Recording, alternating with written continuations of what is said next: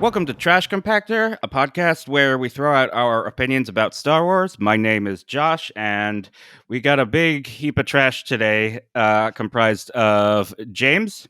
Hello. John. Hello. Mickey. Hey. Murray. Oh, hello. Every time. Okay. And Russ. Hi. Wasn't The Great Heap the name of the cartoon droids in the 80s, like the feature special, like They the had pilot a feature episode? Special? Yeah, like the pilot episode of Droids, I think was like an hour long, and I think it was called The Great Heap. I had a toy from that cartoon, but I barely remember it. Or maybe it was the Ewok cartoon, but it was some dude with like pink or purple hair or something. Someone have Wikipedia? The Great Heap was the Star Wars Charlie Brown crossover, right? Yeah. Low hanging fruit, and I'll grab it every time, baby. Okay, well, no one is checking on that. Today, I thought hold on. I thought he was like, No, that was just my stunning sense of humor. The Great Heap, 1986, one hour animated television movie that serves as a prequel to the Mungo Baobab cycle? Shut your mouth. Are we Yeah, oh, you're looking it up too. I was like, damn, Yeah. you really nailed so, but that. droids, right? So, but droids? Yes. Would you It's, look at that?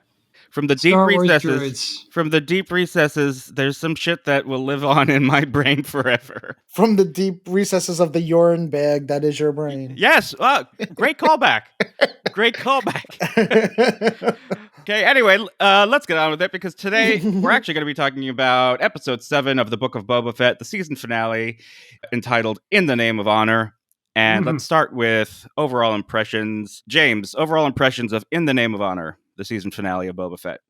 Well, for a show that started out as a gangster show, and then went to the Mandalorian season 3 premiere, and to a sequel to Return of the Jedi, a Western kaiju movie seems just about right to finish things off. I mean, I don't know how I feel about it, but I can't say I like it. I didn't like it because like it had so many amazing things and things I thought I'd never see. I just don't know how I feel about the show as a whole. That this is like the 7th installment, so I haven't quite gotten my feelings about it. But I did not like it because like the show overall has given me so many amazing things that I wanted to see, and this episode, you know, it delivered on he said it. I want to ride that thing, and he did ride that thing. He rode that Rancor, and it was amazing. And so yeah, I like it. I just don't know how I overall feel about the show as a whole. I don't know if it gave me the closure or the answers of any of the stuff we've been talking about, but I did like it. I mean, that's the most I can say about it. I'm still trying to digest it. Much like the Sarlacc, it will take I was going to say it's going to take 1,000 years. Yeah. My reactions are exactly the same as yours almost. I think I feel exactly the same way. But Mickey, your overall thoughts? it's a TV show. I mean, it was awesome. It had some cool parts. Like I said, it's like, you know, a cool mismatch of things. It's kind of interesting because I actually think I liked this episode. You know, not my favorite of the whole season. I didn't think it was amazing TV, but I liked it. But yet somehow it made me look back on the rest and just kind of like, just look on the season TV and be like, there's content. Disney gave us content, but I don't have any. You know what I mean? Like it's kind of weird, I guess, how it kind of like is both good as an episode, but kind of made me rethink the whole series, which I was trying to give a little bit more leeway to. And again, I don't hate the series. It was just, to me, it's just like, we're just at a point, you know, peak TV where they're just making a lot of stuff. And I would say, again, to bring the whole point of the whole season, it doesn't piss me off like a Marvel show. So I'll give it credit for that. It was fun. I enjoyed it. Murray, overall thoughts? Well, there's a few quick preambles to my thoughts. One, I don't think there was a person watching anywhere in the world that, like, when they felt like lackluster by the finale, was surprised that it was directed by Robert Rodriguez. Like, I thought of you right? as soon Like, as the title card. I don't want to like. I think I don't we want all to did. make. I don't want to like keep picking on the guy, but like I didn't know, and so I was like, eh. And then that popped up. I was like, fuck it. There you go. But I do it like as a quick wrap up of the show as a whole, the whole series. I think it's very funny and slightly embarrassing just how much credit we gave this show with all the places we thought it was going to go. And we're like, oh, it didn't go anywhere. Okay, it's just literally what you see is what you get. Like, that's fine. But the final episode was good, like question mark. Like it was fine. It had some awesome moments, usually involving Mando.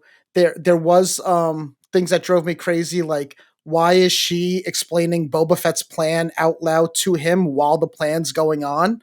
Like, or like the mod that does a complete 360 to shoot and ends up in the same position that he started in.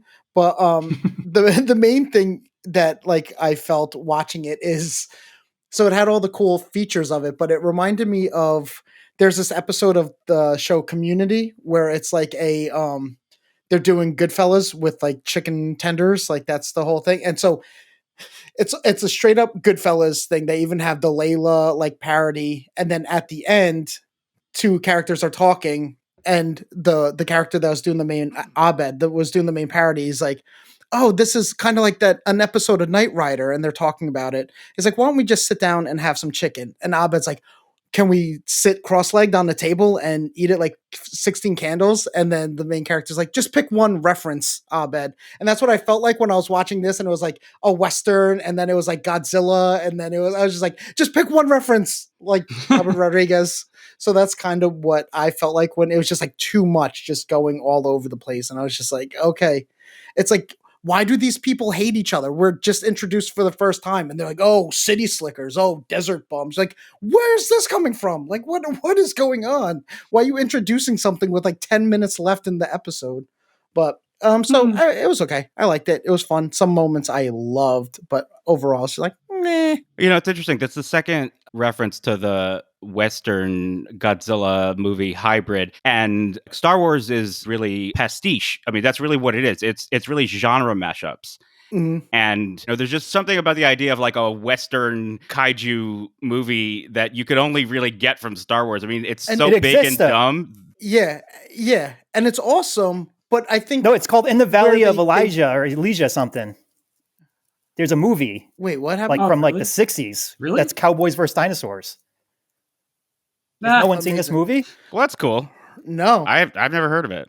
the Valley of Eli, isn't that like Tommy Lee Jones hanging flags upside It's- down or some or- shit like that? Something like that. It's a similar name, but I get like it's, Um, and I think so- Rodriguez was like riffing on it. But anyway, that's but fine. the Interesting. it's cool, but like I guess like for like the Rancor scene, if you're gonna go into it with as a Western meets, you know, Godzilla, like where's the like all the pretty horses, like horse taming scene? Like we just get half a conversation with Danny Trejo. It's like, I would like to ride that one day. Then that's it. And it's like where they're saying like, oh, some people have been known to be able to ride them. Like it's this thing that not everybody could do. Not everybody that what's it like when the first person it sees it like gets attached to, Imprints like- on. imprints on. Like so that's like an established thing, but then it's also saying that not everybody can ride it. So like show us like him getting thrown off. Show him like that, like you would in a Western where they're trying to tame a horse. Like Well, they did that in Mando with those like humpback things that Nick Nolte Yeah. teaches Mando, Mando how to did it. ride. yeah. Mando did it. Mando did it. Mando did it. Everything that this show did, Mando did better. Well, we watched Boba Fett learning to ride the Rancor happen during Mando episode 1 of season 3. That's what what was going like, Yeah. when he was learning how to use the dark saber. Oh, That's what was yeah. happening. Is Yep. Boba Fett was learning to ride a Yeah. Rancor. Yeah. Russ, I know that you're itching, but I'm saving you for last because I want everyone to know. Russ texted me yesterday morning and was like, "I think the next episode of Trash Compactor is going to be some of my finest work yet." So I'm saving you for last before. Don't before build you me up. take it. Don't build it up. No. Before you take us wherever you're going to take us, I want to get everyone else's shit out of the way first. So, John, overall thoughts on episode 7 and or the entire season as a whole? So, like the show, I enjoyed it. I thought it was a lot of fun. I love the King Kong Godzilla stuff. I love Mando and Grogu. When Grogu jumps into Mando's arms, it's like my heart sang. Yeah, but- I teared up at that. Yeah, Like, I me really too. did. Like it really affected me, and it just is like, He's like, I miss you too, buddy. And stuff. yeah. Oh. Oh my god. But yeah. but that being said, though, this episode is like, it's like if somebody like told you like at a party, like, oh, what happens in episode 7? It's like, oh, well, the bad guys show up and they have a shootout and he rides a Rancor and then they win. You're like, oh, okay, I would like to see that. But then the episode feels like the way somebody told it to you at the party. It's just like so perfunctory, you know? And like, there's like, and the thing about the finale is like, given all that shit, I was kind of underwhelmed because the show told us exactly what it was going to do. And it did not deter from that at all. There were no shocks, there were no surprises. Everything went as obviously as it was predictable in the predictable way that it was going to happen. And I was like, not even one like curveball, like anything, no betrayal, no surprise. It was like, nope. It was just like by the numbers, it just kind of went. Yeah. And then it was just all kind of like, oh, I was going to say, what are you going to say, Murray? No, sorry, I forgot to put my hand up. I was going to say, even the betrayal doesn't lead to anything. Like, oh yeah, all your Tusken Raider friends, the Pikes killed them. And it's like, that didn't do anything. Then why'd you add that? That changed nothing. But also, like, you can already infer that when you watch the show because the Pikes already betrayed them. It's like, well, I guess the Pikes are behind that too. Like, it's like why didn't Boba already infer that on his own? And then but it was just like, I also saw online that they like apparently like they hint at some sort of relationship between Boba and Cad, and I was like, they did? And I was like, I didn't get like any of that. But the point that was from the Clone Wars. Yeah, but like in the episode, he was it's just a lost like, Clone Wars episode. I mean, but in the episode. Oh, it's a lost Clone Wars episode. There's an episode they were supposed to make in the 6th season. Didn't make it because that's when it got canceled before Disney Plus brought it back. But somehow that episode is canon because enough people have seen the animatic online. Right. Weird. Yeah, but it's an episode where they have a duel, and that's how Boba Fett gets the dent in his helmet is from Cad Bane. Oh shit! Yeah, that's a deep cut. Cool. Yeah, but like, I'm so sick of Star Wars killing cool people. I know they really should save their bad guys, but the point being is like I enjoyed it. I was kind of underwhelmed, and I feel like the show has been at war with itself through the whole program, and I don't think the show knew what it wanted to be. I don't think the show knew what Boba Fett should be, or at least they had an idea of what they thought Boba Fett should be, but they didn't know how they wanted to tell it, and like so they were like. Let's just end it right now. And then like, it just seemed kind of like, like if you really took your time, like have a season 2, like stretch it out, like get deeper because it didn't seem that deep. And so, his character arc is a straight line. And to go with what Murray was saying about Robert Rodriguez, however you want to feel about him, he has a very distinct way of presenting the show, which I would think is kind of like more like a matter of fact way. And that's in conflict with literally half the show. I think he did like 4 episodes. It's like a 7-episode show. So it's like, 4, yeah. So it's like, or 3 episodes. There you go. So, and 4 other people, the 4 other episodes are done by other people. And those 4 episodes are so different from the Rodriguez episodes that it's like, what type of show are you trying to tell here? Are you trying to be more cinematic? Are you trying to be more TV-esque? And it's just like, most like my intention and execution. And at the end, I was like, I really don't have a consensus about what this thing is.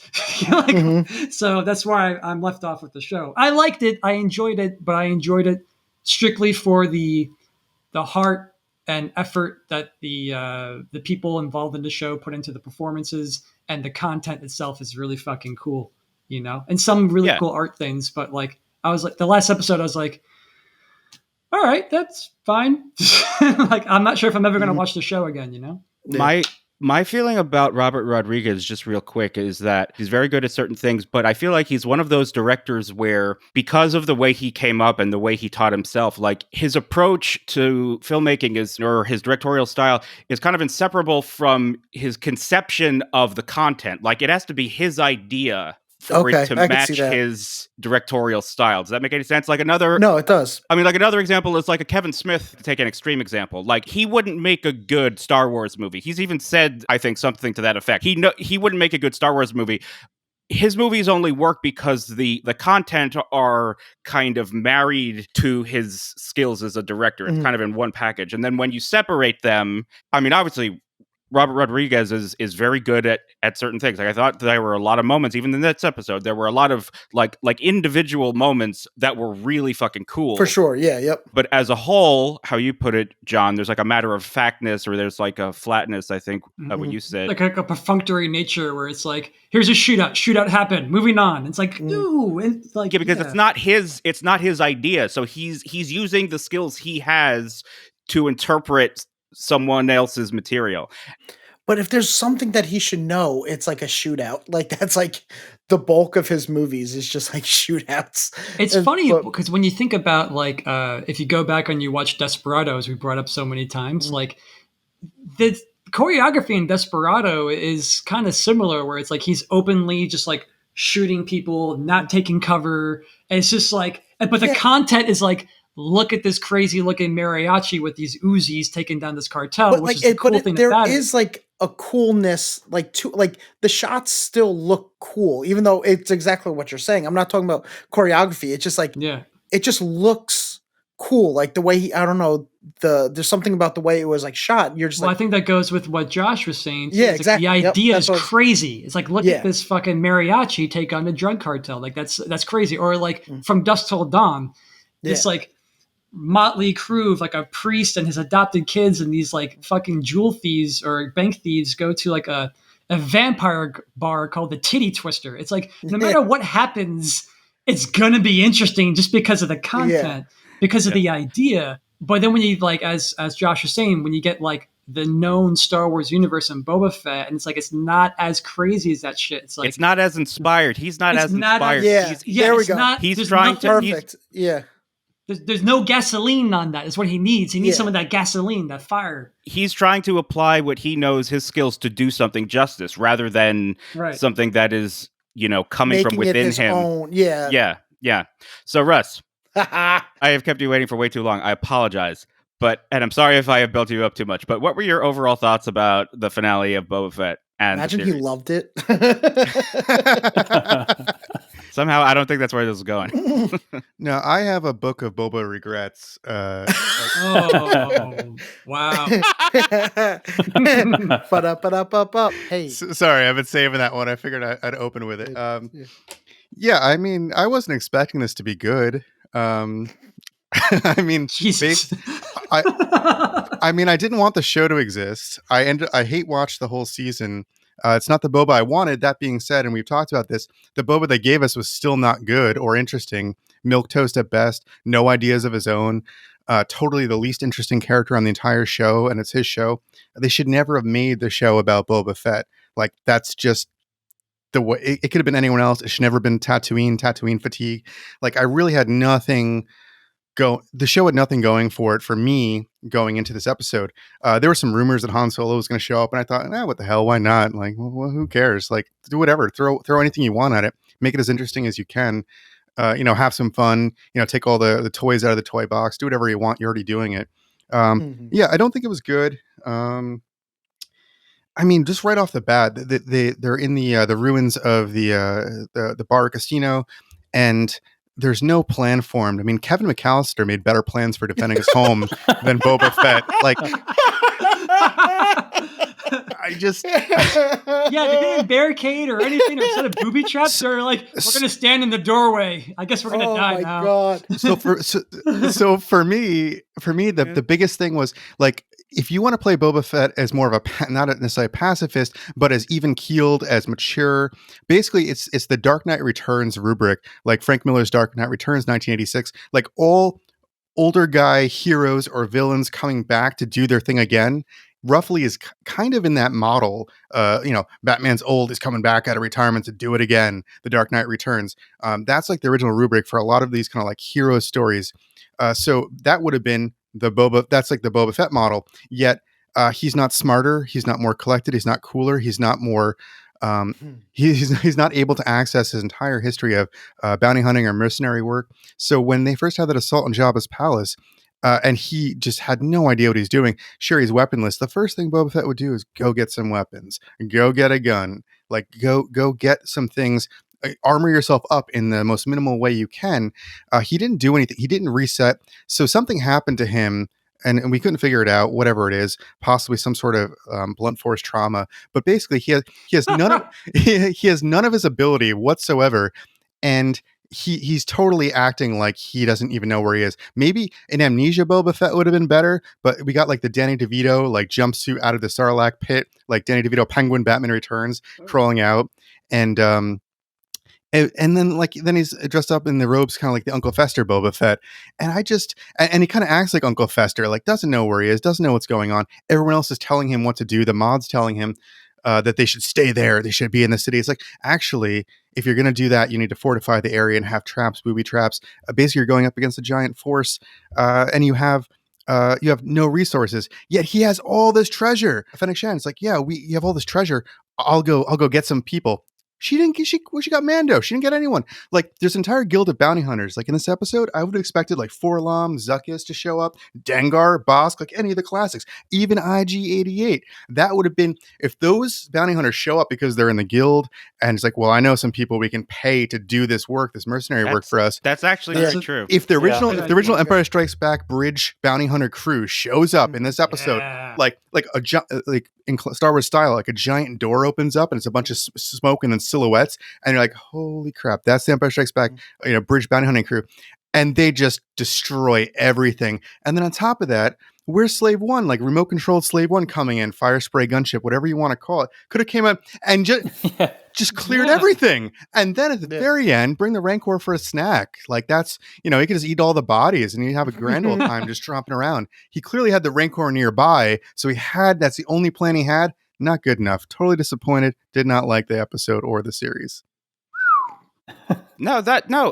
I mean, everything you said is totally fair. I hear you on a lot of those points. It's okay to like it. I want to reiterate basically what James said. Like, I mean, I thought it was dumb, stupid fun. It did what it said on the box. Kind of to something that Mickey was saying. I think a phenomenon we live with in this era of peak TV is that the audience is always ahead of the show. Basically, whenever you do a TV show, you're kind of crowdsourcing a second draft, which is sort of tricky, especially with something that's as well known and as beloved as Star Wars. Everyone has their own clear vision of what it should be, versus something where I think the only way to really do a show that's successful and or a Star Wars show that's successful is to bring in someone that has a very specific point of view, because otherwise what you end up with is these things that have scenes that are cool, moments that are cool, ideas that are cool, but at the end of the day, what does it really add up to? It's just sort of like Mickey said, it's more content. Yes, I totally agree. It's just like you need a more specific point of view. To what Russ was saying about the bounty hunters and showing up and stuff like that, that made me think of an idea of like tactics. And while I was watching it, I was like, "There's no plan here," because when like Zero. Fennec was like, "Okay, we got Cranston hanging out in like the South Sector, and we got the Grammarian Guards in the East Sector." It's like, "Hey, Cranston, what?" Or isn't that his name, Kernston or Nubaka, Black Kernston? Brian Cranston. Black Chrysanthemum. Oh, There you go. It's the Black Dahlia. That's what it was. Bad name. Shaggy name. Dog. They inherited that from the comic. So I have 2 points. I'm going to say this really quickly. Two things about the tactics is that, one, they didn't have a plan. So like when you have like Nubaka watching an entire city block by himself, or like two Grammarian guards watching an entire fucking airport. And it's just like, this isn't going to work, guys. Or like a bunch of teenagers on their Vespas doing like the entire north section. And then so when things start happening, I was like, well, no shit. But then when they start happening, they weren't that bad. So when you have like 5 Trandoshans with knives go after Nubaka, who's got like a fucking bazooka and he's like 10 feet tall, I was like, how are they going to win? And yet they do. Or like, when you have like these guys going up against the Grammarian Guards and they're just kind of like poking at them, and there's like 4 dudes with sticks poking at them, and they're like going up against the cliff. It's like, guys, just run left and right. Like, what's going on? like what? How did you get to a cliff? Why are they slowly poking off of it? Like, and so things like that were kind of bothering me. But to my other point, something that really stuck to me, which is like, I think where they really lost track of as to who Boba Fett was and why this show even exists, is Cad Bane asks him. He's like, the one thing I don't understand is what's your angle? Mhm. And he's I like, thought of you guys. Yeah. and he's like, these are my people. Fuck no, they're not. It's like Yeah. it's like no one like, and somebody, I think it was on The Verge, and the person was Chaim Gartenberg. He's like, Fett declares while facing near certain death with the unexpected commitment of a man who almost certainly does not know the name of a single person who lives in Mos Espa. And I was like, that's kind of true, because his people, if anything, were the Tusken Raiders, and they're gone.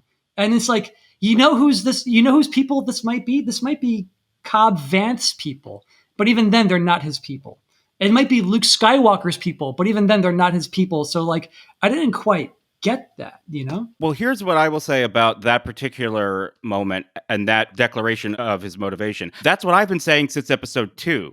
He is for the common people, the downtrodden, the people who are stepped over. He is going to fight on behalf of the people who have no one to watch over them, the way he was mistreated and had to fend for himself. If that's what I've been thinking since the second episode, Then it worked.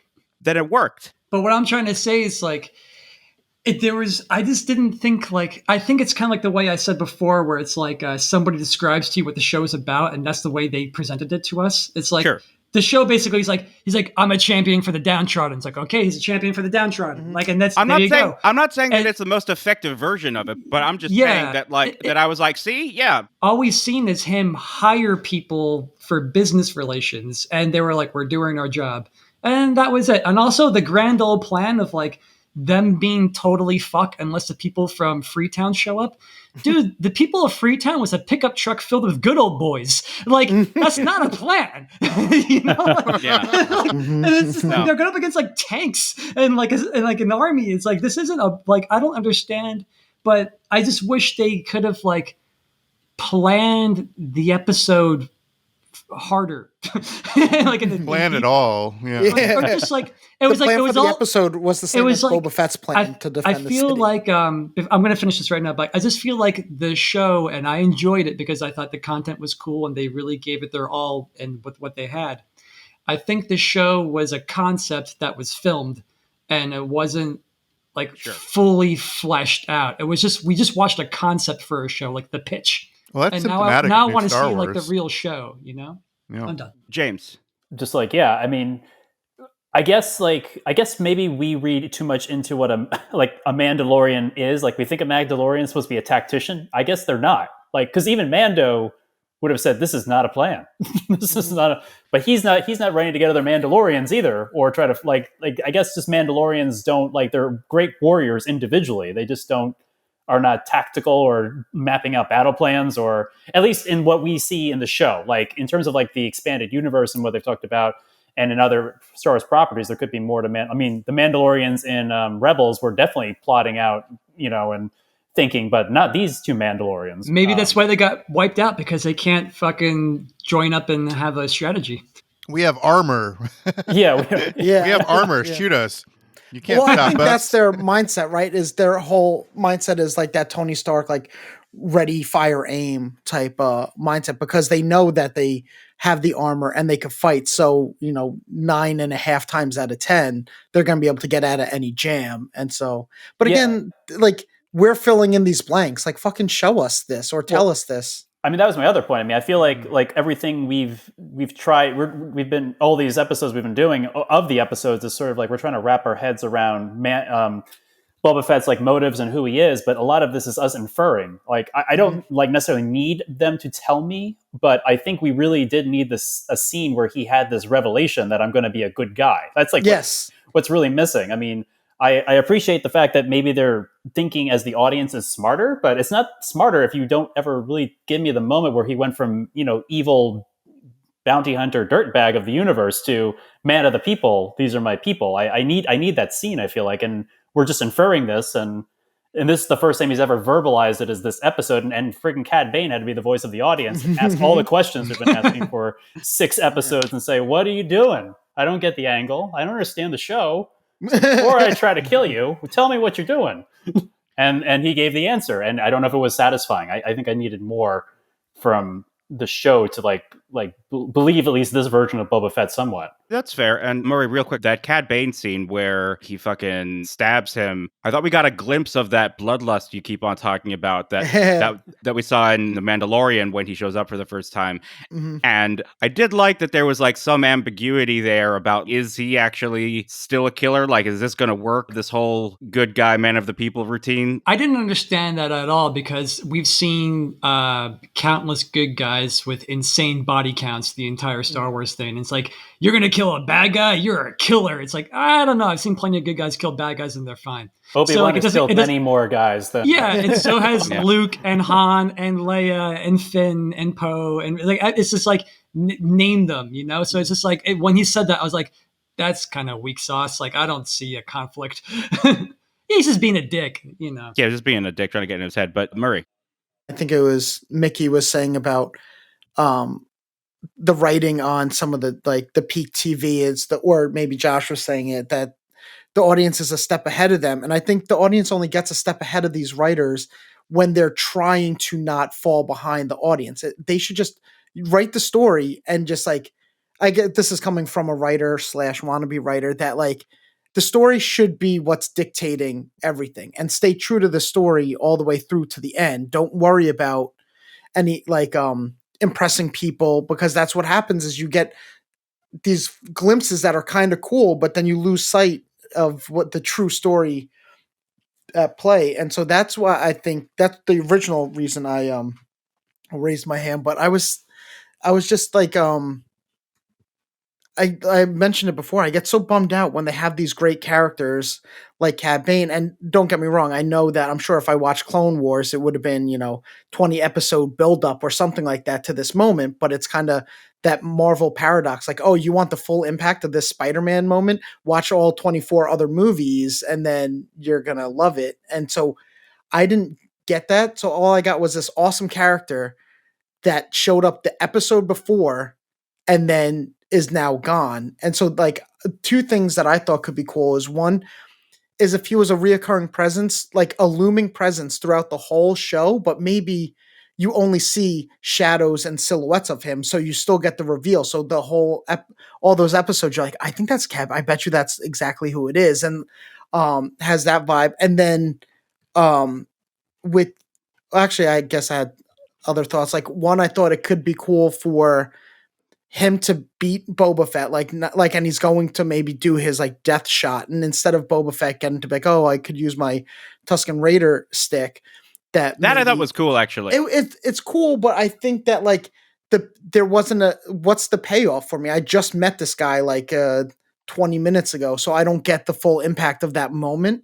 But like, just say if you had Mando jump in and defend Boba Fett, and now Mando has a looming presence of like revenge that's going for all of season 3. That's like in the thing, like you don't have to kill him, or even I don't know. It's just like it just drives me crazy because in like Justified season 2, right? Boyd Crowder is trying to go good, and he just like kind of like in Good Godfather, he gets pulled back into the underworld. Like, show us a struggle like that with Boba Fett, that he's actually trying to be good. You don't need this groundbreaking scene. There's like, was it Stand By Me when River Phoenix tells the story of when he was caught, like the teacher thought that he stole, and it like really damaged his psyche that no one believed him. Like, you could have an honest moment like that of Boba Fett saying like, no, I'm trying to do good because of something like that. Like, give us stakes that he's trying to walk the right path and not just be like, hey guys, like I said before, my character arc is a straight line. Like, it just doesn't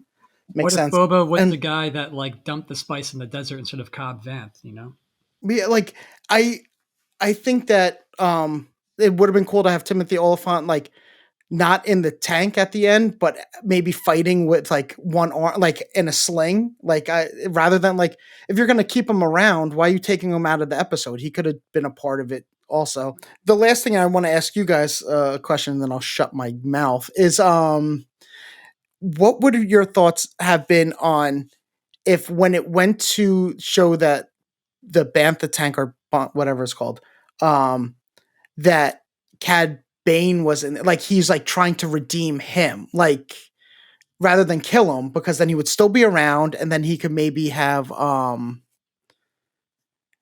Yeah, like, yeah. where I mean, I then get what he you're could saying. have, like, and then but he doesn't turn good. He still is broken bad, and then Yeah, but there was there's- something that offended him about what the Pikes were doing that really pissed him off. So he's like, you know what, like fuck you. I'm gonna help Fett because fuck you guys suck. It's not that he's become a good guy.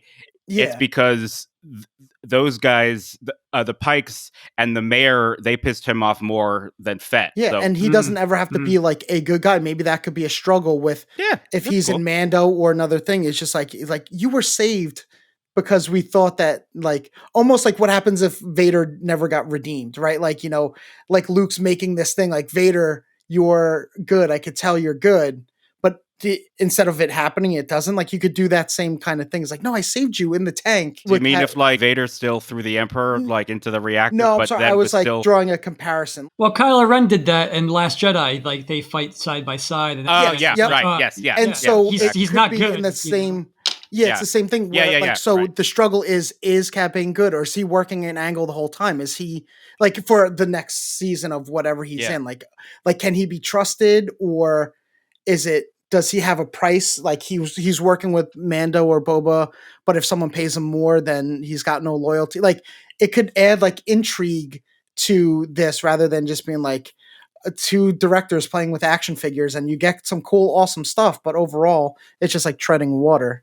And so No, much I could have been agree. done with the conversation. A I simple agree. conversation. One little thing about the tactics I just remembered. At the end, there's that little stinger where Fennec goes in and assassinates everyone that's in charge of the Pikes. Like, That was why pretty didn't cool. they just? Should have Why been didn't they Fett. just? Yeah. Well, no, but even that. I was thinking that in the I was first thinking that. place. Yeah. I was thinking the same thing. Like, yeah. like as Murray just said, and as Russ just said, it should have been Fett, and B. I was Why like, the yes, hell it's didn't? Fett again? He's back. But, He like, got the but bloodlust. He's back. Why didn't they just do that to begin with? Like, it was so that simple. easy. Yeah. It's like she's like, oh, it's Tuesday, time to kill the head of the Pikes. It's like, well, Yeah. what the hell? Like, why is there a show? Just do it in the fucking It's first just place. it's symptomatic of bad writing across the board. I But think. anyway, Well, but that's kind of tricky though, because Jon Favreau wrote all these episodes, with the exception of Filoni has a co-written by credit on episode 6, and Favreau also wrote all the episodes of the 2 seasons of Mandalorian. Yeah, those are that pretty everyone good. loves. Yeah. Yeah, Well, so yeah, so I mean, These are bad. so I mean, You could be both. You could be both good Yeah, and bad. right. Yeah. Yeah, Yeah. no, I think he's no, bad okay. here. Ooh, dialectics. Ooh. Yeah, well, now dialectics has been brought up, so I got a lot to say, but no. yeah, No, I know. I was gonna. Well, first, I was gonna say something about, you were saying about like the voice of TV now and everything, but also really quick, like now that we brought up the whole scene where they brought Cad Bane, where that was like the scene where like, oh, we're gonna figure out why Fett went good or bad, why he's good now or whatever. But it actually made me realize they should have done the opposite. They should have just never answered it. And then what they should have never done is he always did the right thing. He always stood up, but he never says why, or like he never cares that he's doing it. Like specifically, I'm thinking of Spaghetti Western. I'm thinking of a Charles Bronson character. yeah, like yeah. in those movies, Charles Bronson is helping the little guys. He's doing the right thing. He's killing bad guys, but the whole time you don't feel like he's a good guy, and you don't know why. He's like, yeah, for some reason he just woke up one day, flipped the coin. He's like, I'm going to be a good guy today. And I felt like maybe Fett No, could have, Shane, right? yeah, like Yeah. Fett could have benefited from that. and all that stuff. Like that kind of like nihilistic spaghetti Western, anti-hero. Like it would have been better if he was they made him a hero, and it would have been better. They still could have made the same show. Yeah. Every single thing could have been the same. But if just the acting like was directed, like not even he did a bad job acting, but just if he was directed to act slightly different, where it's like, just have a sneer all the time, or just like look grumpy and miserable all the time, or Yeah. something. That Have no patience. Yeah. But Characterization. But again, so the point though, like what you were saying, Josh, where like this is where I want to bring up. I want to talk about a couple other TV shows, a couple contemporary ones, and then an old one in relation to this episode. Is that like you were saying? There's like a voice thing that I feel like there's kind of not here, and I think there hasn't been TV hasn't to me been great in the last couple of years. But the 3 good shows to me I want to highlight is John Wilson's show, Righteous Gemstones, and Succession. And all 3 of those things just they just riff on their own vibe. They don't care. Like obviously people are talking about them on Twitter and everyone loves it, but they're not responding to Twitter, and they just all have like these distinct individual voices that are just going to go crazy every week and do what they want to do. And I just feel like that's something that's missing from most other TV show that's been on for the last few years, plus this show, I think. And then also I want to relate to like this idea where you're talking about there's no plan. And again, there also feels like there's no plan from the writers per se. And there actually doesn't feel like there's much of a plan from the bad guys either. And actually a big issue I had with this whole episode is there's no kind of physicality to the space. or idea. And like, especially when like the bad guys are pinned down, I don't feel like they're ever in danger. For some reason, those walls are going to protect them no matter what. And it's kind of weird. Like, I mean, I get it. They don't want to kill, like, it would suck if a bunch of farmers came out and then like they killed half of them. It would have given more stakes, but it would have felt bad. But like something, it's like, it's kind of right. What was it? The third season of Walking Dead? That was the prison season that everyone hated. Yeah. But the one thing is like why it worked for me is it was like kind of doing a Michael Mann thing where those boring episodes in that first half of the season, it established that space. You understood the complete layout of that prison, the hills, the knolls, which gave you the aspect. And when they did that gun, like that final gun battle, when the governor's people came and invaded, you're like, oh, I get it. I get why these guns are here. I get why these guys are here. I get the complete Kevin McAllister setup to the whole thing, because they set that up. And again, this is kind of a point I've been making, is they had seven episodes. They could have had 10. It doesn't matter. They kind of didn't. And this is also to the point we were saying, like, where like all of a sudden there's this stakes between the mods and the farm people. That could have been like, they had so many hours that they could have focused creating. They could have had like B and C storylines focusing on these characters. Yeah. And to bring it back to another thing this weekend, because I always browse HBO Max for what's going to go. I'm like, Return of the Living Dead's going to go. And then also, like, one of my favorite movies is Repo Man. And like, why? It was weird to me. I'm thinking, like, why do these mods not feel like, how can like an hour and 20-minute movie make 5 punk kids feel distinctive and like real characters, as opposed to this like 7 hours they had with this TV show? Not do the same with the mods. That would again gave him more stakes to this final shootout. And the one last thing. How do we know that spice is bad? Spice might be cool. What if spice is just weed or like LSD or mushrooms? Is Fett's just a cop? Fuck that. Like yeah. What a narc. Fuck that guy. Which makes me think the next season Fett should just be the Hamsterdam rehash, but in space from The Wire. From The Wire. But dude, Mickey, that is the irony. They had 7 hours to get into these scenes where like they could have a scene like in Saving Private Ryan where they're sitting in a church and Giovanni Ribisi's talking about his mom, and like nothing that sad, but like they just had scenes where Boba is like, I remember killing this one guy and yada yada yada, or the mods being like, anything.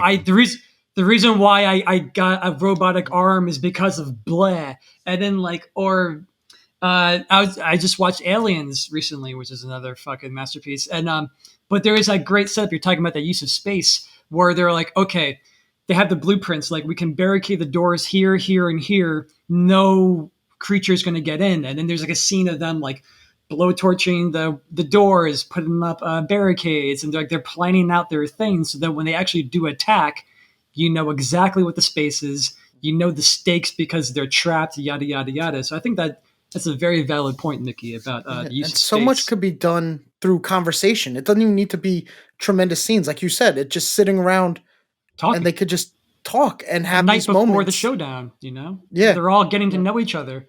Even Nubaka could have a moment, you know? Yeah.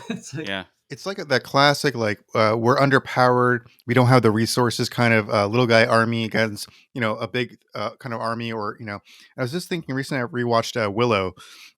And, I won't have any spoilers, but there's quite like how are we going to assault this like fortress?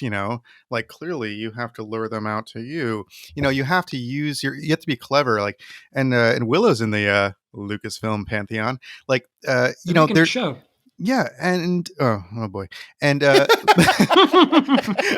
won't be podcasting on that one. Maybe I will. I don't know if you need another heel, but like I look at it like that would have been interesting. Like the whole thing with these kind of episodes, like the bad guys clearly outnumber the good guys. The good guys are down, then they're up, then they're down, then they're up. Like you have to take us on a roller coaster ride. You have to excite us. You have to thrill us. We all knew the Rancor was coming, but when he goes to fly off to get it, it's like, oh God, he's going to go get the Rancor now. All right, cool. But that's really not enough. And I just keep on thinking. I actually thought he was going to go get the Slave One, frankly. Oh well, yeah. Well, he has a remote control for that thing. Like, oh right, probably would have been a smarter choice because you could control the ship. But I will say, how could you fit Godzilla and King Kong into this? Well, that's true. I will say this. One reference, Abed. When the Rancor shows up, though, one Rancor smack would just launch that droid, and I think like it's like rock paper scissors. It's like Rancor laser saber shoot. Like Rancor shows up. Rancor shows up and Rancor like totally just wins, like just with the leverage of a Rancor's arm and a swing could just hurl one of those droids into like Mos Eisley from Mos Es, but like just like launch that thing like that would have been amusing. Like that's a game changer that shows up. Like you're really down and out, boom, Rancor, and then you win. You don't have trouble cutting into the shield generated by the droid with the Darksaber, or like move slowly. It's a Dune situation. Move slowly into the shield, like with your organic limb. Like the Rancor should just be able to reach in and just crush the neck of it. I just think that's what I thought was going to happen. It shows. Me too. You have to write a whole action scene, and it shows like you've never watched a single siege movie, any type of war story. Like these are all things that have been done so much. Like take what you've been done, bring it into a Star Wars realm, make it kind of spacey and exciting. I just feel like it was a total letdown. It felt like TV. It felt like Xena Hercules. Like, it also in the daytime, like why can't we see a nighttime fight in Mos Espa, or like lasers with the lasers lighting up the environment, with like tracer being like, give us something that would exciting. Slow the shutter Something down. cool. I don't know. Use some cinema. I don't know. The camera does things. Thank you. Use some. That's what I'm saying. Make it cinematic about it being smoke flat. the whole thing out. Use some cinema. Fucking yeah. Fog that shit. Fog it. Fog the whole. Like some gas grenades. Like fog that shit. I want to get a fog t-shirt that with shit. Just make it visually exciting, and everyone's and droid eyes glow or something. It's just there's so many opportunities, and it didn't feel cinematic. It felt fast. It felt rushed. It felt unplanned, and it just we've seen too much TV, too many movies, specifically too many like battle sequences to say like this doesn't even stand up to any other Star Wars battle sequence. It really underwhelming. I'm done.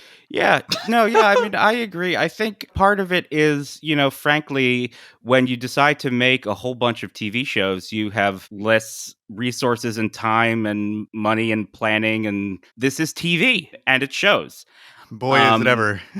But once again, I am someone who doesn't necessarily think that that's a bad thing. I don't know if I can separate my knowledge of how TV is made from my love of it. But James, your final closing thoughts, if you have any. My final thoughts. I mean, I think it's like, I was a little. I think the thing that left the worst taste in my mouth was the fact that Fennec Shen did all the killing in that room, because it should have been Boba. Unless he Michael Corleone that, but we didn't see him give the order. Like it wasn't like she pulled her aside and said, "Kill all those people." That would have been awesome. That would have been great. Yeah, that would have been so good. I didn't ask who gave the order. I accepted it because this is the business we've chosen. I'm not even sure if Boba Fett came up with any of the plans, because it seemed like Fennec was the one dictating the plans. Yeah, she's definitely a tactician, and she knows what she's doing. And I needed that moment where he either did the dirty work or he ordered her to do the dirty work. It kind of, to me, almost read like she went off and did this on her own and didn't tell him. And they killed his Tusken family, and she has no connection to them, so it should have been him getting his revenge. Something. Yeah. That was the least satisfying part of this episode. I guess the most stuff, and we kind of mentioned, is like the Mando, Grogu situation was great. I mean, I always felt very, warm feelings when he jumped in his arms and Force leapt into his arms, and all the Grogu stuff, learning to use the Force. And it seemed like Mando, for a brief period of time, was wielding the Darksaber with a little less effort than he was previously. So I don't know, maybe he's accepting that, his focus was so on Grogu being safe that he didn't have time to focus on anything else. Right, but he has the potential to wield this within him. So I don't know if that's where that's going, to him to be the leader of Mandalore, I guess is maybe where that story is going. But yeah, I don't know. I mean, I'm looking forward to Mandalorian season 3. I want to see, Grogu and Mando flying away in their Naboo starfighter. So, oh my god, when he's tapping on the glass, that was so good. That was the best part of the entire episode. Yeah, I don't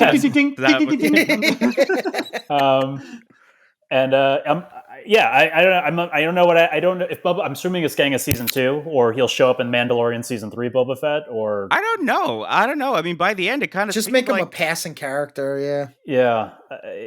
Return him to his roots. Return him to his roots. He's just a passing character that shows up for a minute every once in a while, and you're like, oh, Boba Fett. Yeah, I mean, it could be that. I mean, it seems like they're doing the MCU thing where all these shows are going to be linked, even if it doesn't seem appropriate. Like, this guy's going to show up because they have a show too, and we can use them, and why not show up? So, I don't know. Like I said, I didn't love this episode. I can't say I didn't like the series, because I thought it showed me some of the best Star Wars I've seen. But I'm mixed about it. But I'm looking forward to Mando. I'm looking forward to Obi-Wan, Ahsoka, and the other ones because I was in for these characters and they appeared in this show. So why not? Were you disappointed or were you surprised when Luke's X-Wing showed up and the cockpit opened and Luke wasn't there, or was that what you were expecting? I guess I was a little disappointed that Luke wasn't there, but I also got it because one, that's probably the budget they had for. I mean, it takes like 3 people to act Luke Skywalker, Mark Hamill and 2 other people, and then however At many least, and then how many ever technology people it takes to make Luke Skywalker. So I got the fact that we can't get greedy, but plus he would have destroyed everybody. Like he would be the only person needed because he took on all the Dark Trooper, right? So yes, that makes more sense too. Yeah, I mean, he would have just annihilated everybody there if he. And it's also not his fight. He's like, I'm not. Yeah, I'm not going back to there. But I will say, I mean, because I didn't even mention it in the last episode, in this episode, it was nice seeing R2-D2 again. Like I said, nothing.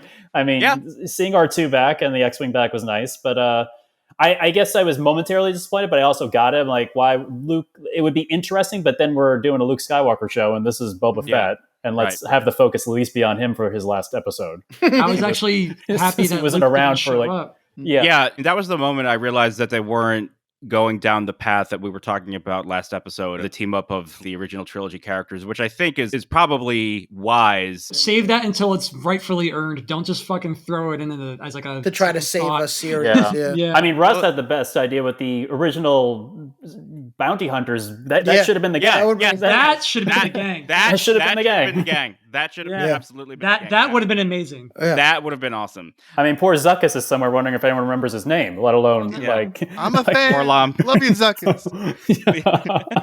I guess just since the point of this so-called Grogu showed up, I just need to say that Amy Sedaris spoke for my people when R2-D2 told her name, and he's like, "Oh, what an awful name!" I'm like, there you go. That's why she was on this series. It was worth it all for that. And she said, "I'm not calling you that." Yeah, exactly. Yes, that's for me. That was definitely like fan service towards like the people like me. Oh, for sure. Yeah. Also, I was actually surprised we didn't talk about R2-D2 Grogu at all last week.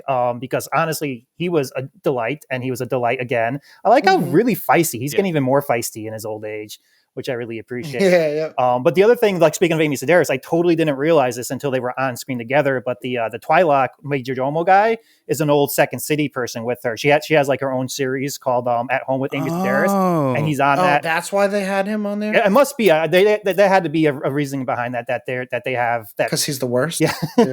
he's the husband from Veep. Selena. Oh shit. Yeah. And this realizing like, oh, that's the guy from her show At Home with Her. He's always on every episode as I think the male. It's like a weird thing where she cooks in her kitchen and it's supposed to be like a Martha Stewart show, but it's a spoof of those. And he always comes in as a mailman or something. But then when I realized that, I'm like, oh yeah, that's right. He's Selena Meyer's husband from Veep. So just thought that was like a nice little thing they did there. It seemed like a nod that I wasn't getting. Like their scene together seemed like a wink at the camera that I just wasn't understanding. So that makes sense. I've already said in the previous podcast how he's kind of like I was like, this dude with like the Seinfeld delivery and whatever. What's the deal with the I know. Yeah, he's from Second City, I did appreciate this scene. Yeah, but I did actually appreciate this scene where Boba basically sends him out to what could be his death. Yeah. And I wish it was. No offense to the character. It would have been hilarious if they mowed him down, but at the same time, it's like, it worked either way because he chokes up and he's like, how about you just tell me what you want? And I was like, that's actually a perfect way, like after this whole season to just give him like a moment. And I was like, that was an earned moment. I actually give the show that credit. Absolutely. Yeah. That was a really funny scene. Yeah. Totally. Yeah. Murray. So one thing that I was thinking that could have helped, because, I was saying that so many of these issues could have been handled with simple conversations about like their past or whatever. What they should have done is have that moment, a conversation about the past that leads to something in the cantina with Prophecy 2, Flashdance, Jennifer Beals. Like a really best good part of the show. A really good scene between the two of them that lasts, and it's shot like cinematically and it's good. It doesn't even need to have like tension. It could just be like two friends going this way. When the cantina blows up, you actually give a shit also. So it, like kills like two birds with one stone. I was sad. Learn we more lost about him. Beals. Yeah. Well, yeah, no, but like like, so that could have added stakes to both that scene and given us some character development for Boba Fett and some. That's a fantastic idea. To build on that a little bit, to go along with something, Russ said a few episodes ago, like the idea that Boba would have like hidden weapons and stuff all over the place. Like it would have been interesting if he had a network and he activated his network, and the Jessica Biel's character, they could have known each other from way. Beals. I'm sorry. I keep. They would have known each other from Seventh Heaven, but they could have known each other from way back and had a history. And like I remember when you did the blah blah job, like you were really nasty, but he had it coming, so like blah blah blah, something like that. Like she could have been the one who's like, what's the deal? Like, what are you doing? Yeah, she could have been like maybe like a dancer from the past, or like somebody, and then he could be like, he's like, you've really moved on up. Now you have your own club, and and then she's like, well, you look like a changed guy, and like they could have had like a real like. He's drinking... like, well, you look like shit, or yeah, exactly. And they could have been drinking weird blue alcohol, just talking about the good old days, and then like Murray said, when she explodes, it'd be like, oh, this means something, because when that scene happened, you know what I thought? I was like, Max Rebo. But no. Besides Max Rebo and the Untouchables, I thought to myself, oh, that's what they did with that character. Like academically, I was like, oh, I thought they were gonna like have a reveal with her or do something. They don't land any of these things. They don't land. And I was just like, oh man, she's a really good actor. Like, keep her on. Like, what was that all about? And Russ, what they should have done is have a big stash of his secret weapons that you like in the cantina. Yeah, so where are all your weapons? And he's like, "Well, shit!" Like in Who Moved Roger Rabbit, when there's like the back room, and he's like, Dolores, I need to borrow your camera, and they take the back room, like, and he has got a cache in the canteen. Yes, and for someone like Robert Rodriguez who borrows a lot from these gun fu movies like John Woo stuff, A Better Tomorrow, when he has like the guns planted in like the potted plant and like in a drawer, and he's going down the hallways and he pulls another gun. Like, it would have been cool if like Boba is getting chased and he's just like popping guns from underneath like John tables. Wick 2 does that, but like just grabbing things around and like just taking people out. Is if he had a stash of weapons there that he was counting on also. Yeah, and now it's blown up, and so he's got to scramble a little bit to try to maybe get to his other stash. That would have been funny. Like, they blew up his stash. And he's like, well, then we have to get across town, like. Or like 310 to Yuma, because that's what they're going for, right? 310 to Yuma and a little bit of High Noon, a little bit of Open Range, like with this big, huge town-filled shootout. But the problem is that those, even I think probably Open Range had like the longest one, maybe, and that was still maybe like 20 minutes out of a 2-hour something movie. It like any shootout for 45 minutes, no matter how many westerns and monster movies that you reference, is going to get stale and spin its wheels. So it's like they should have just had an actual episode, and then the last 10 minutes of the episode be like this 310 to Yuma, like crazy, like bonkers thing. Because they were going for a Battle of the Bastards type vibe, but they just couldn't pull it off. This whole conversation, just something I've been thinking about the past few days, is the impact COVID may have had on the production and the length of the show, because I know the most recent season of Doctor Who was shortened to 6 episodes, and like within the scaled back version, they even had a few episodes that they had to cut. I'm wondering if that makes a lot of sense. Yeah. I'm wondering if all this stuff that seems like it was supposed to go somewhere, it was seeded. I wonder if what we're seeing is the result of a production that had to adapt to COVID and had to do the best they could. That's a nice thing to say. Yeah. No, but like maybe there are some things are unanswered because they're like, oh, we can make this storyline, follow this storyline out of all this stuff we have to do. The A plot is the only thing that we can service. It's sad that was the A plot, but yeah. Just thinking about the show as we're talking about it, and thinking about someone like Cobb Vanth, and thinking about some of the ideas you guys are spitting out, I kind of feel like the entire show should have been, instead of Boba Fett, it should have been Cobb Vanth. And he should have been the one cleaning up the town. And then instead of Cad Bane, it should have been Boba Fett who shows up looking for his armor. And then Cobb would have Boba Fett's armor and have to fight off Boba Fett, who would be the bad guy. And then, that Better something show. can happen where he gets the armor at the end or he doesn't get the armor. But like Cobb Vanth, when he says to Boba Fett, like, this is my people, it's like you would believe it. Because that's the guy that Boba Fett is trying to emulate in a weird way. It's just like, even though they don't know each other. And so it's just like everything, like, it's the borrowed ideas, because it's like, okay, everything that we thought Boba Fett was going to be, that's Mando. Everything that they're trying to make Boba Fett now, well, that's Cobb Vanth. He's already doing it in Freetown. So it's like they haven't quite still given Boba his own little corner of a character. Is it Michael Corleone's? Like, they made it too much like a Western. It's not really like a Godfather thing. They should have gone something in a different angle. They should have made it Coruscant instead of Just pick one reference, Like, yeah, just like, but they should have made it more distinct. And instead he's like, he's a pastiche of other Star Wars characters, which is weird because he came first. Yeah, but you can't market a show called The Book of Cobb Vanth. So I well, think they could have called it like I mean, Lone Star or something like that. yeah. And like have Tales him of the like, Galaxy or something like that. and have him be like an actual straight up Western, and that would have been cool. You just reminded me of that scene where he sends out the Twilight Major Domo guy, and he's like, "I'm from Coruscant. I don't know if you can tell by the accent, like blah blah blah." Like, actually, that was a funny line. They addressed more fan concerns. Like, I think we'd even talked about, like, why is he, or you guys had mentioned, like, why is he speaking like that? Like, a lot of these quips were definitely like written in later in the rumor mill, which a lot of it turned out not to be true about this episode. A lot of speculation was going on online, on Twitter, on YouTube. I think something they've said is there were a lot of reshoots, maybe to fill in some gaps, and there were a lot of last minute reshoots even for this episode. Don't know if that's true or not, but I feel like a lot of things were responding to the fans, as Mickey was saying. It's like, we live in a time where shows are trying their best to make everyone happy and plug all these holes and try to come out on top. And so, yeah, I feel like it could have been a response to some of that. It's particularly that line. I don't know if they would have been shooting that recently, but you never know, I guess. No, I mean, yeah, knows? I think like there are some things that are certainly responses to Cobb Vanth living, I think, even.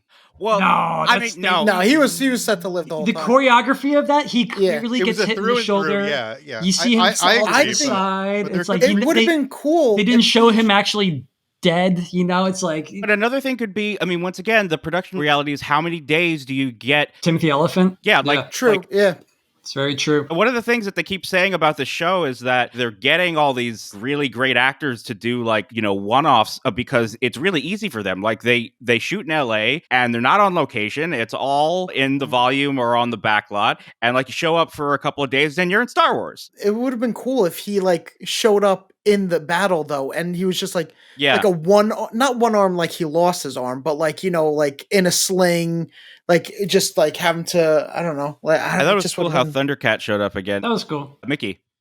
Yeah, it's kind of going to what John was saying. I was realizing this idea of Cobb Vanth, but then you don't have to make Boba Fett the bad guy. You do the good, the bad, the ugly. Cobb Vanth is the good. Boba Fett is the ugly. And Bane is the bad. Yeah. And that's your show right there. Yeah. There you go. Yeah. Better show. And I think I said this last week. I'm kind of disappointed that Cobb Vanth wasn't in the shoot like they could have done of in Elmo. Who was it? David Crockett was the one of who the best up characters. in the bed, and he's doing something like that. But I do speaking of the Western, I took some notes on some riffs on it that I enjoyed. I kind of think that maybe they were doing something with that Twilight character from and they said, from the Coruscant, where it's almost like a Western. He's the lawyer from the big city coming from New York out to the West. Yeah, I feel like maybe they were kind of riffing on that a little bit. I appreciate the Gamoran guards got done dirty. Sucks for them, but that was a nice shot with the train, the train exposure when they get face down. Think back to the Jedi. Yes. Yeah. That shot was a good shot. But remember that Gamoran guard that just fell into the Rancor pit Jedi? Yeah. They've never been great on their feet. It's got a weird center of gravity. And then the other thing I kind of really like is that the droids totally a Gatling gun situation from a Western that takes place in the 1890s. Like Django. When they take out the Gatling gun, you're the future's here. Django, these poor. Yeah, exactly. Yep. Yeah, which is actually kind of reasonable. Something I'm thinking about this show that I feel like maybe the writers are playing around with is this idea. Is they're kind of playing with the concept, I think, of changing times within Star Wars. That Return of the Jedi's done, the Empire's falling. Like, I think Yeah. that's why like the Naboo Starfighter has these like 1950s. It's like that's what they were doing. Muscle cars were like taking the 50s cars Right. and souping them up. Yeah. That's why the mods, there's like these different subcultures developing and things like that. And I feel like they didn't do a good job of saying here's a theme to a show or anything like that. But if there is something where they were at least hinting at, I feel like it's this idea of like a changing galaxy or something, which again fits into like my favorite Westerns are the ones that take place in the 1880s, 1890s, 1900s, where it's that like West meets the future. No, 100%. And that's what most Westerns are about. What they have to say about the change is usually reflective of the period in which it was made. So you have, a certain kind of Western in the 40s, another kind of Western in the 50s, and then the deconstruction and the questioning of all that in the 60s. But it's all utilizing that period between the end of the Civil War and the end of the 19th century. It's that like the times are changing sort of thing. And I think something interesting with that too is kind of thinking about this it's riffing on all those Westerns and all those different Westerns.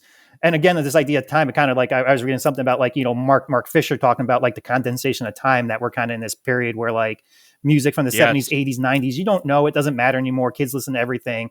And it's almost like these kind of Star Wars, like, as we're talking about pastiche, it's pastiche in everything. And it could be like in this point of like, we're in a period of culture where like it's all been condensed now, That's true. That's actually true. And you can even argue Star Wars is kind of the beginning of that. Totally. Like, the original Star Wars, like, was the first, in my mind, I mean, in some ways, and obviously, like, this is wrong, even saying the term a postmodern is a whole can of worms. But for lack of a better term, you could look at the original Star Wars as the first piece of postmodern popular culture, where it's consciously invoking discarded pieces of pop culture and putting them together to make something new, right? Star Wars and Indiana Jones at the same time, the 1-2 punch. Yeah. So and then now what we're seeing in Star Wars is it's like that to the max. And sometimes you even get Star Wars that's about old Star Wars. Like that's another genre that they're riffing on as well. They're riffing on kinds of Star Wars. It's music has been like that, I feel like, for decades, where you get a band and like, oh, they sound like this band. It's like, well, that band sounds like this band. It's like that band. And then you go back to like 1962 and you're like, oh, all these bands sound like this band. And it's like, and they're just riffing on the last thing, almost not quite realizing the source material. Mickey, is there a particular Mark Fisher essay you think that we could link to in the show notes? Yeah, I can look for that. That's a specific one. I know that condensation of time thing. It's I'll look for that, because I think that would be a good thing to put in the show notes. I think it actually is very apt for Star Wars and what we're seeing now with Peak TV and the Star Wars version of that in particular. I think the issue with that, because if done wrong, I feel like you kind of get the Book of Boba Fett where it's like a hat on a hat rather than like done well. I love that. It's just, you know what I'm saying? Like that's what it just seems like. It's just right. It's doing too many things, and it adds up to less than if you just chose a couple things you just made. Yeah, if you wanted to be like a space cowboy, like space western, like samurai thing, like do that, but don't be like, I want to be a space movie. Every Western that's ever been, and then a samurai movie. Well, let me ask you this. Yeah. That being said, based on the mistakes that some of us may have perceived were made in this in the show, some of us, what would you say? Like, what have we learned? What should someone making future Star Wars learn from this show to not repeat or to try differently? Constructive for me. See, constructive. Yes, surprise. I'm very proud of you, Russ. I'm growing. Fuck you, Russ. Fuck you. I love you. You're worse than polio. Bring it back. Always bring it back. I think that the creative team that's responsible for the Book of Boba Fett was the same creative team that was responsible for The Mandalorian, and it's just you can't spread them too thin. You have to give them the time to do their thing and make them distinctive. I'm very confident saying I feel like Kenobi is going to have a distinct identity and feel and will have a clear through line. I hope I'm not going to eat my own words when we see it. I don't think I'm going to, because Deborah Chow, who has directed Kenobi, is fantastic. So I think the lesson is, if you're going to make this many shows, you need to not spread your creative teams too thin, and they have to have a voice and a point of view come through, and you have to let them do it. And That's also, my lesson. To what you were saying about COVID having an effect in the Book of Boba Fett, COVID actually had an effect on Obi-Wan, because I think even Ewan McGregor or somebody said that when they had to shut everything down, it gave them more time to develop the scripts to the point where they actually really liked it. No, Oh, but like geez. they when they had their scripts, they were delaying it because of script problems, and then COVID happened, and it was just like, well, this is actually a boon, because now we have all this time to just develop our scripts to the Well, point that's where the we problem. They don't have time. stand behind They're it. being Exactly. rushed. They're being Right. rushed, and I see that. I understand. Like, that's the like, that's just what it's going to be from like the corporate angle. Whatever company's doing, like you have bottom lines, you have deadlines. They're pushing too much Star Wars too fast, and the sequel trilogy was a victim of that mentality, where they didn't have a plan for all three. And I really think it suffered. And I think this show is the TV version of the sequel trilogy problem, where it's like, we really didn't have a plan. It's going to be Boba Fett. Can't go wrong there. Everyone loves Boba Fett. I mean, basically, I think that's what happened. Yeah. And Yeah. I think it's, They thought it was a sure bet. yeah. And I really think fans are willing to wait as long as it takes for something to be good. I really do that. Think that the board members, on the other hand, that their bank accounts need to fill with a flood of cash and revenue. So I really think that's, you can't, art, the intersection of art and commerce. It's really the sad, unfortunate truth of Star Wars.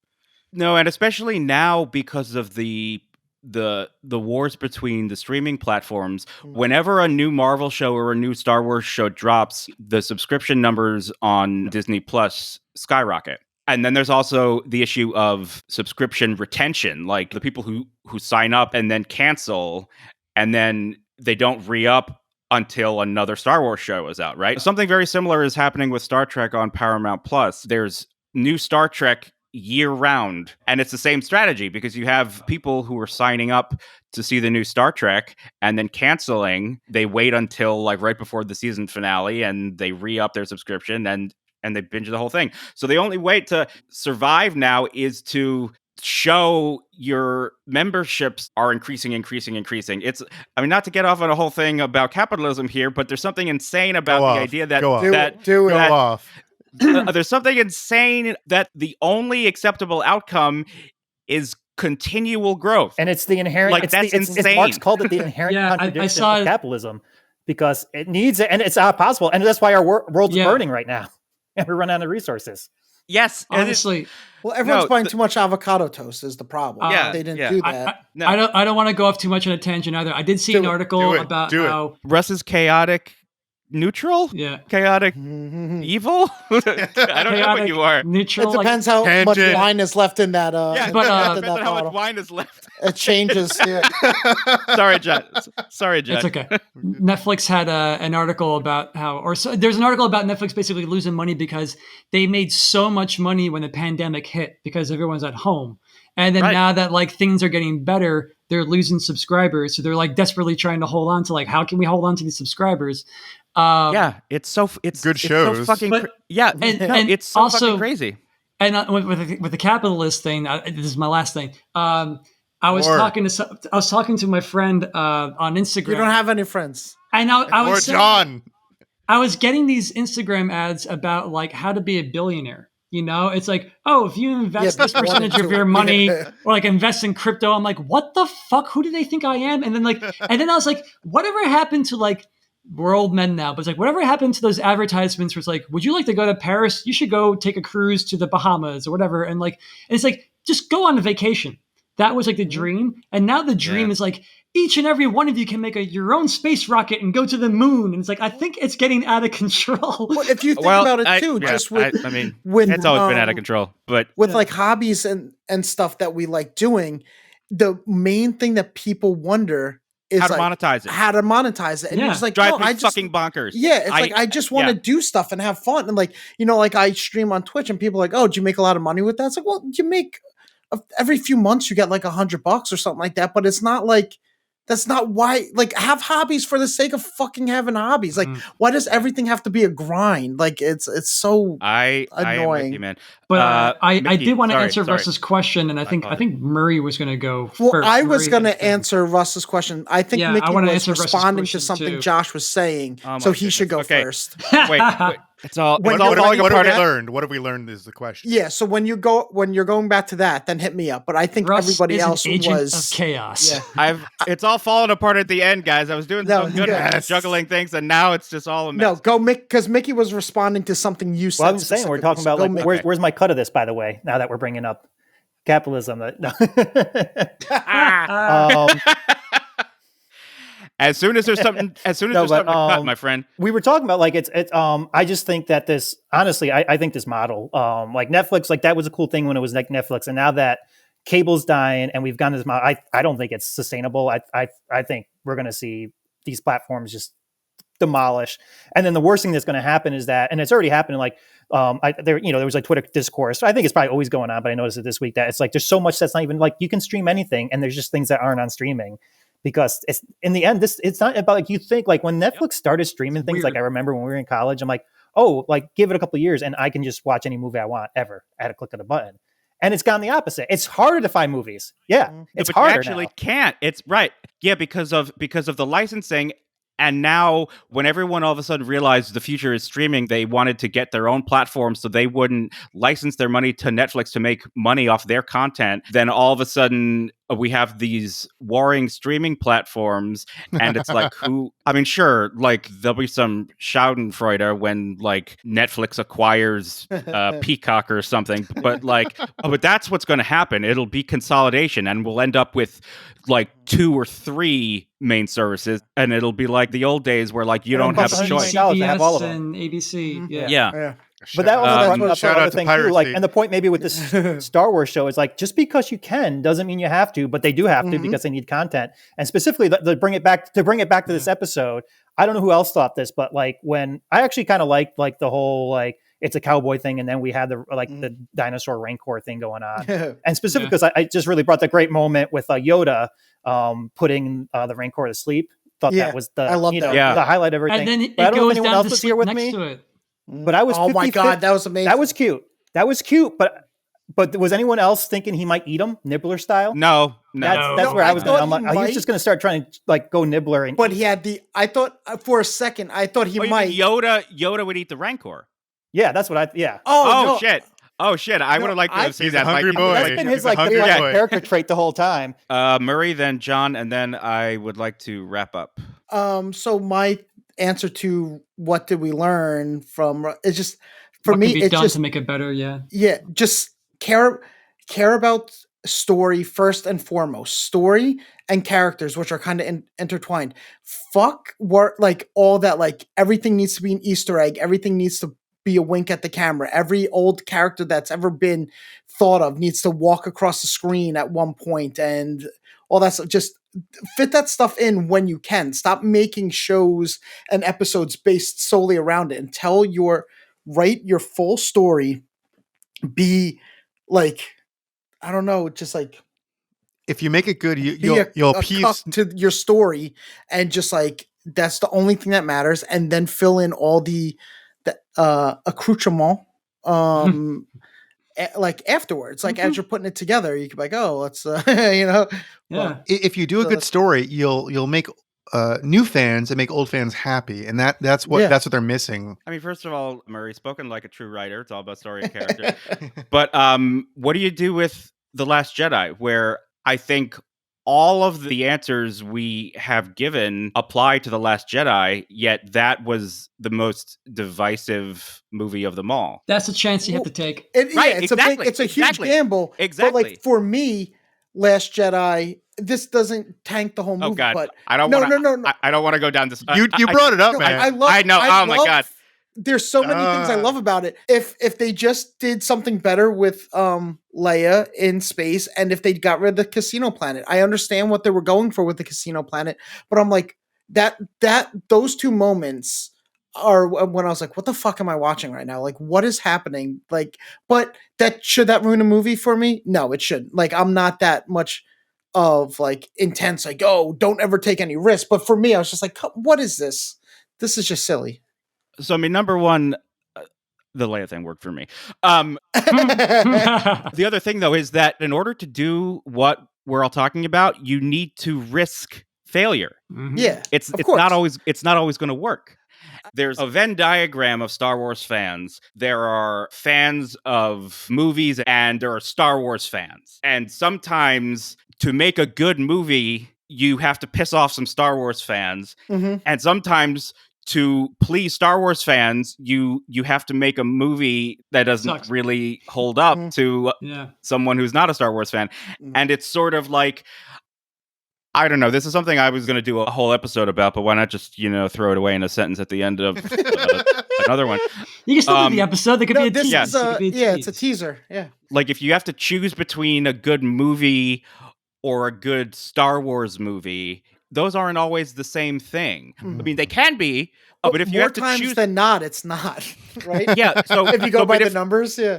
but if you have to choose one, I mean, there was a time where, Star Wars was a series of films and not this Yep. whole intertwined mythology. And the way you make a good movie is you have a story worth being told. And to do that, you cannot keep things in stasis. You have to move forward. You have to make choices. You have to play things out in a real and honest and true way. And you have to have something to say. And not everyone will like what you say. And I think that the problem we're in now is because Star Wars no longer has that single unifying creative voice, regardless of whether you liked everything that voice said in George Lucas, there was still a guiding principle beyond, okay, we have to make more Star Wars because There was like a that's how god we- of the galaxy, like for Yeah. lack of a better thing. Like, Yeah. like it was like his creation, so he knew like Right. what. So what, now, like, right. So now the best we can do,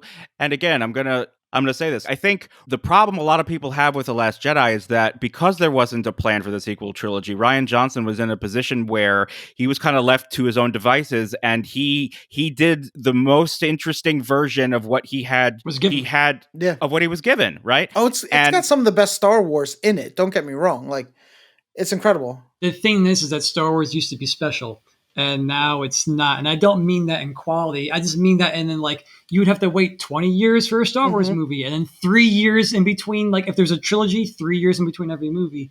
And now it's like Star Wars every year.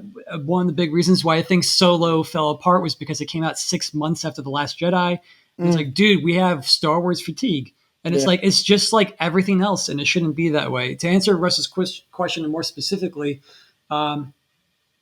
motivation, like what Josh was saying, it's like, why are you making the show?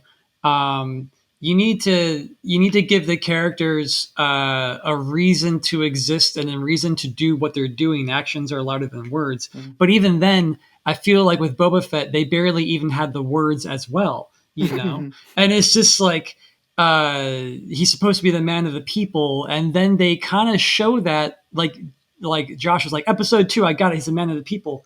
It's like, you're right. And then they dropped it. And there's still 5 more episodes after that. And it's like, dude, the whole show should have been him like hanging out with like the fucking like moisture farmers and like just really the salt of the earth people of Mos Espa, and have them actually like him. And like, but instead he's like, all right, I'm a Tusken now. Now that I'm going to hire some goons to be my gang. And it's like, the show became about, the show was a like 7 episodes of like a job interview of him just like being like, okay, you seem like you're big and hairy. Okay, you can join my team. You kids have some Vespas. You're on my team. And it's like, but that's not character. That's just like getting to from A to B and thinking about like the job. But like, there's nothing to that.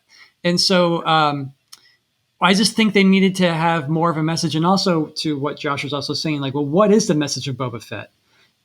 Like what at the end of the day, what was that show about? And I can't even tell you what that show's about. Yeah, I mean, it was kind of Star Wars for Star Wars' sake. Like, it was for the fans. Yes, yep. It was like, Star why Wars does for this Star even Wars' sake is exist? perfect, yeah. And like Mando, that's a guy who's like finding family and purpose. You know, he was like a drift in the world. Luke Skywalker. That's a kid who's discovering the great unknown and going on his first adventure and becoming like a man. Anakin Skywalker. That's the downfall of like not thinking ahead and getting too caught up in your own passions and not seeing the bigger picture of what you're doing can be wrong, even though you have the best of intentions.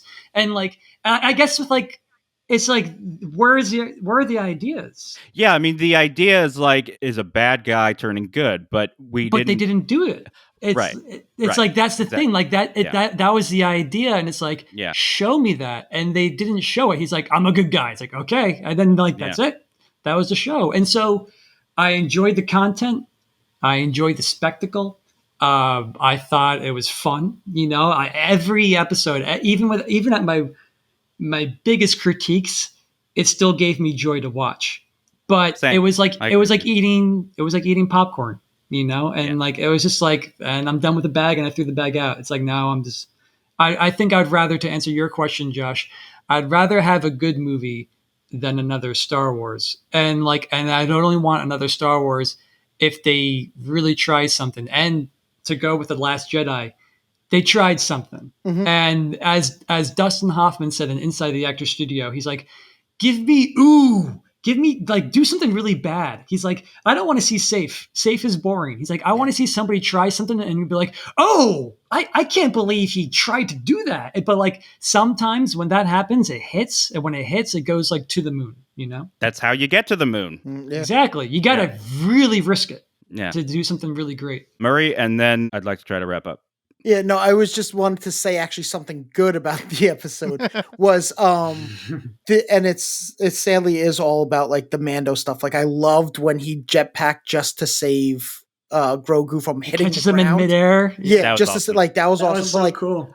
so I love that. And the whole idea of him not having any idea that it's even possible for Grogu to show up at the most dangerous place in all of Tatooine in the moment, and then adding that onto it. But I'm such a sucker for like valor and honor and stuff like that. Like to the extent of like Man in the Iron Mask, not a good movie. One of my favorite scenes of any movie of all time is when they're charging down that hallway to certain death. I was like, I'll put that against anything. But the movie, like, I don't even remember anything about it. So when he is, you know, because I was also like raised like about like your word is everything. Like if you say you're going to do something, you do like move heaven and earth to try to make that happen. So when he's like, all right, Mando, you could go. And he's like, no, I told you, like, I'm going to be here.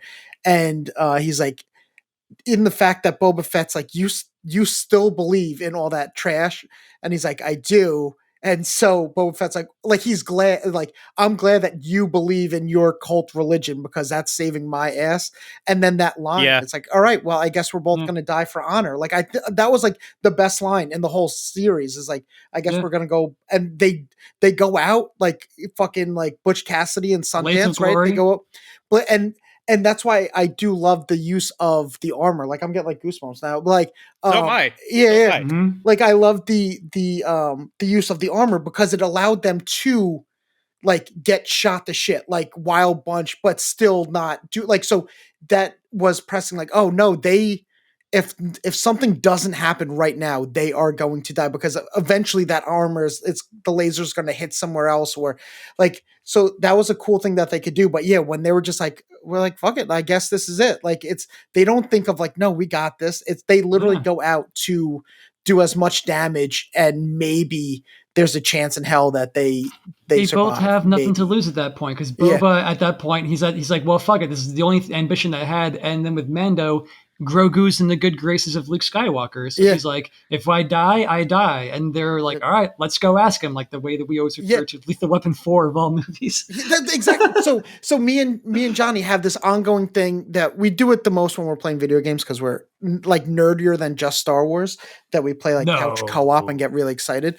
But again, like a movie that's not like really that good with Lethal Weapon 4. It's not horrible, but it's not that good. But it's like probably our second most quoted movie is because we always go like, let's go ask them, because that was the justification that they make to themselves to go fight. Fight gently at the end. Like, how did he do that thing with the gun? It's like, Let's go ask him. go ask yeah. him. Go ask him. Like, That's yeah. and that also sums up like my mindset, like that, and we're both gonna die for honor. Or it's just like, oh, that's me in a nutshell. It's like, all right, I know this is not gonna end well, but fuck, let's go ask him. Like, I don't That know. was Murray. a highlight.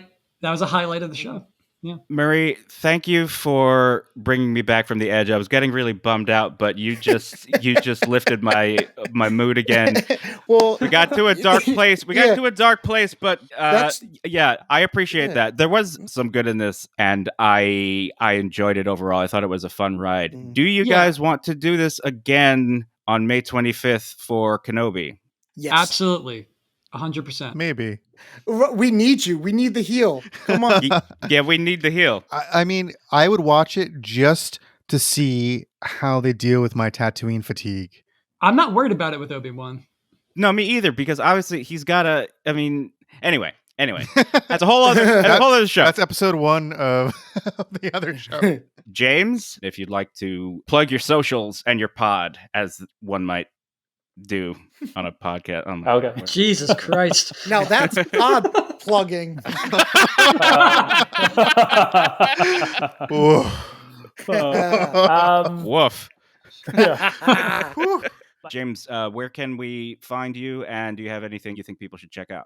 I have a podcast called The Secret Origins of Mint Condition, where me and my two co-hosts talk about pop culture, science fiction, and anything you could talk about in a comic book store. We have an episode with host Josh talking Star Trek, and we will have a Star Wars episode coming up soon. So I'd appreciate if anyone could look at that. And then on Instagram, I have a art page, JL art page on Instagram, where I do art from all pop culture. So if you could give that a look, I appreciate that as well. And I think that's enough plugging. That's probably good enough. So, but thank you for the opportunity to plug all that stuff. I'm a plug whore. Someone's been looking at my browser history. Geez. Murray. Well, first, thanks for having me on this podcast. It's been a ton of fun. And I was telling Johnny, like, I didn't really know where I stood because, like, you have the EU and they know all the characters and everything. And I'm just up here being like, oh, Jawa dicks sure are hairy, aren't they? Like, so I didn't know exactly where I fit in, but this has been like a ton of fun. And, you know, I talk a lot about writing. If you want to see if my writing's worth a damn, I have one story published in an anthology that could only be found on Amazon, but it's Rockin' a Hard Place magazine. It's issue 6, and I have a story in there. And we'll link to it in the show notes. Oh, thank you. And then I play video games on Twitch, so if you want to come, I'm not very like I'm decent with it, but you get to see me die a lot and make funny jokes about that. So it's twitch.tv/McLeod_Strife at Twitch TV. But McLeod is spelt like Highlander. So there you go. I hit the Canadian, all one word. That's me on Instagram, Murray on Instagram. I hit the Canadian. It's an In Bruges reference. Yeah, it's an In Bruges reference. So if you get it without me telling you, but yeah, I hit the Canadian. It's a lot of references right there. Whew, I know. Russ, if people want more of your brand of what you're dishing out, where can you be found? If they want to know what the wine I've been drinking on all these episodes, RussTheLush.com. And also, I think I'm Russ the Lush on all my social media as well. It's mostly wine at the moment, but you know, there'll be some other fun stuff in there. Yeah, there'll be some other media things, and yeah, that's where I'm drinking. I mean, where I'll be. And John, you wouldn't want to follow me. It's actually quite boring.